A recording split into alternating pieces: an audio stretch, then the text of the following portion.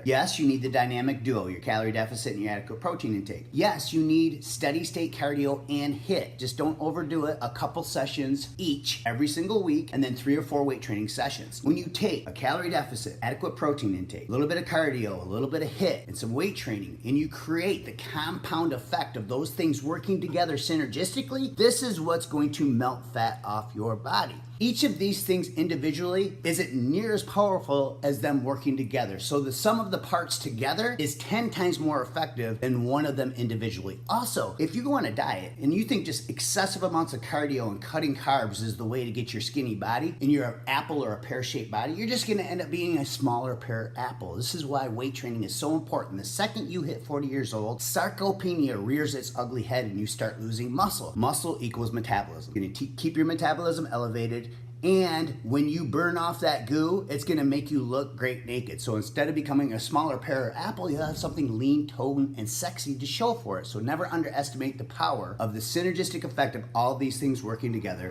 the compound effect. The third strategy is called hormonal entrainment. It only takes about 1 week of being in a calorie deficit and following the dynamic duo before your metabolism slows down, and this is called metabolic slowdown. Now, protein intake can help combat this, but research shows that leptin and thyroid hormones can suppress by up to 50% after just 1 week of low-carb dieting. Now, both of these hormones regulate your body weight and help control the speed of your metabolism. Well, fortunately, our favorite high-carb foods like rice and potatoes have glucose molecules that are the building blocks of thyroid and leptin hormones. So simply by having a couple high carb days every single weekend where you increase your carb intake, you can stop metabolic slowdown by resetting and boosting your thyroid and leptin hormones every week. So number one, you have a life because you're way more likely to be social and have parties and concerts and other things going on the weekends where you want to eat more carbs. And number two, it's going to benefit your metabolism because it's going to stop metabolic slowdown and it's going to prevent those weight loss plateaus that rear their ugly head. Now, a second strategy to help control hormones that I personally love to use is intermittent fasting, and it's not for everybody. And at the end of the day, without the dynamic duo in place, it doesn't matter really when you eat your food. However, when you have a set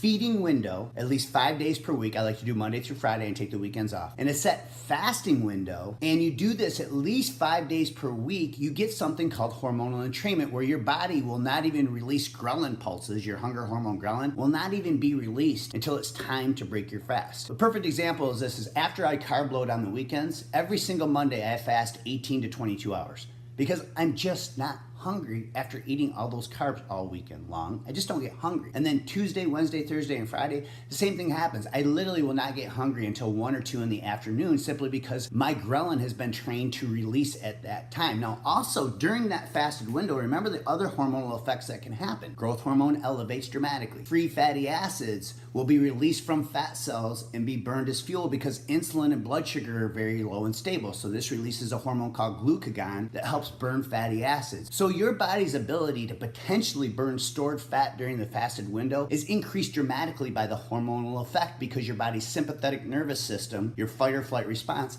is activated during a fasted state. And that will release all these hormones that I've just been discussing. So do not underestimate the power of hormonal entrainment in your quest to lose stubborn fat. So I want to end this video with my fourth bonus tip on neuroscience and your BS. You see, without the proper BS, not the BS you're thinking about, the proper belief system in place, the 3 strategies that I just shared with you, the dynamic duo, the compound effect, and hormonal entrainment really will not matter. So you have to believe what you're doing is working in order for it to work. Now, I know this might sound silly, but let's talk about a couple studies that bear this out and confirm it. So they did a study on 2 groups of dieters where they gave them all a 380 calorie smoothie. One group was told it was 620 calories, it was full of sugar and fat, and the other group was told it was 120 calorie diet shake. The researchers did blood work at the 20, 60, and 90-minute mark afterwards, and the group that thought it was a diet shake released more ghrelin in their blood and was already more hungry simply because they believed in their head that it was a diet shake, where the group who thought it was a 620 filling shake full of fat and sugar released less ghrelin, confirming once and for all